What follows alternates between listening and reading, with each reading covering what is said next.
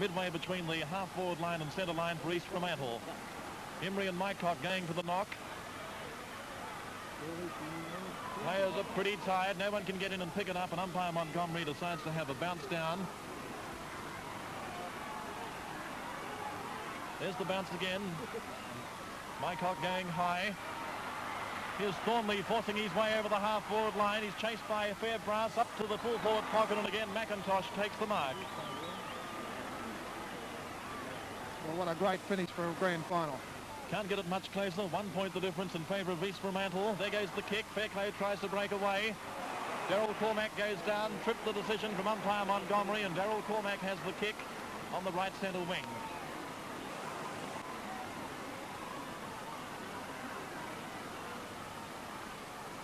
A lot of players gathered around the half-forward line for East Fremantle as Cormack sends the ball down towards full forward. Almost to Mark Delally, taken out by Smart. He's in big trouble. Picked up by McIntosh. He's in trouble too. The whistle sounds, and we'll see a bounce down again there in the right full forward pocket for East Fremantle. There's messages going out all over the ground from trainers as we await this bounce down. The game couldn't be more tense. Regan's gone into the centre now. Michael Regan in the centre. There's the bounce down in the back pocket. Taken by Emery. Here's Rogers bringing it away for Claremont. Pulled off the kick by Trizzy Lawrence. Trizzy Lawrence picks it up. There goes the snap. Away to the right. Grieve is there for Claremont. It's out of bounds. Glides with two little boys, if you don't mind, coming on to intercept it. And we'll see a throw in the right full forward pocket for East Fremantle. But 25 minutes into the final quarter. 1 point the difference. There's a mighty knock from Johnson. Point. And forces the ball through for East Fremantle for a valuable point. 14 goals, 8, 92. 12 goals, 18, 90. As John Grieve into play, looking for Erwin Lewis. And finding that player. Erwin Lewis came onto the ground as a reserve. Oh, bad kick from Lewis, right in the arms of Barry Biffin. There's Biffin looking for Lawrence. John Rogers is there. Lawrence number 2, Rogers 18. He's in the full forward pocket and snaps, and it's out of bounds in the left full forward pocket for the East Fremantle side.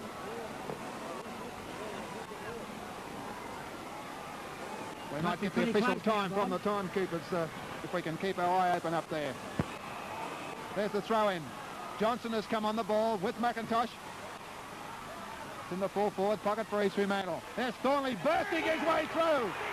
And a beautiful piece of work by Bert Thornley. Aimed well down, get his left foot to the ball and put that through for 6 points to the East Fremantle side. A very valuable goal. Mike Regan. 15 goals, 8, 98. 12 goals, 18, 90. About 26 minutes into this final quarter. McIntosh number 1 on the ball for Claremont. Dave Emery 22. Oh, and Emery's knocked to half forward. Kevin Clune number 6. Claremont fighting back. There goes Clune's kick towards half forward. Dethridge there. Number 7. Kicked up towards Harvey and Regan. And Con Regan. Bustling with Harvey, comes out and takes a safe mark in the East Fremantle defence. Well, as coaches, committee men, trainers all around the ground urging their respective sides what to do. And there goes Regan's kick out towards the half back line. Neesham 14 kicks the ball back into play. Biffin number 7, a good mark to Barry Biffin. And Biffin takes the mark with 27 minutes, 2 minutes into time on. Barry Biffin taking the mark on the left half back flank. There's a big pack of players. It's in the centre wing position now. John Rogers well up from his position. John Fairbrass in the centre of the ground. Over to Brian Fairclough, the racehorse. And there goes his left foot kick up towards the half forward line. John Parkinson, but there's too many East Fremantle play. No, he's taken it away again. Well done, John Parkinson. Up to the white square, and there's Ian Brewer, who puts it through. Well, what a game, what a fight here at Subiaco Oval. 92 points to 98. And what do you think from here, Mick Cronin? Well, it looks anybody's game from here. Claremont are fighting back in an admirable spirit. There's no doubt about it. They're right. They looked as if they were gone, but they've come right back. East Fremantle have players down everywhere. Trizzy Lawrence has given instructions. Young Emery's on the ball. And here it is back with umpire Montgomery for this final throwdown. Well, we're 3 minutes into the time on period. There must be about 3 or 4 minutes to go. 2 points the difference in favour of the blue and whites. And everybody's in the centre on the ball. Trizzy Lawrence down towards the half-forward line. Here's John Grieve, first in the race to the ball. Taking the kick at right half-back. There goes his kick up towards the centre wing. John McIntosh there with Banks. John McIntosh with the ball over to Les Mummy. He's at half-forward. There goes the kick. Into centre half-forward at Terry O'Brien. Judging the ball expertly there, taking the mark in the centre half-back position. Well, a lucky kick going either way could win this premiership. A little bit of luck helps a lot in these final few minutes as players are very tired and very sore. Terry O'Brien taking his time. There goes his kick out towards the wing. John Rogers, 18, and Trizzy Lawrence, number 2. Fairbrass, 23. Out on the wing now to Kieran Guard. Looking for Lewis further afield, but out of bounds in the right half-forward position, and we're 4 minutes into time on. Do you think East Fremantle can hang on, Steve Marsh? I think so. I think they can do it. It's been a very good game of football here this afternoon, and Claremont, well, either side would be very unlucky to lose. Well, here, Steve Marsh coached the last East Fremantle side, the Premiers, and there it is on the half-forward line for Claremont. They're not giving in. Michael Regan down towards the centre position. John Fairbrass, 23. He's over the centre line now, having a kick towards the half-forward line. Brian Fick, Dale Edwards, number 8, is it? A kick in towards full forward, and it's Ian Brewer. Ian Brewer taking the mark in the left full forward pocket.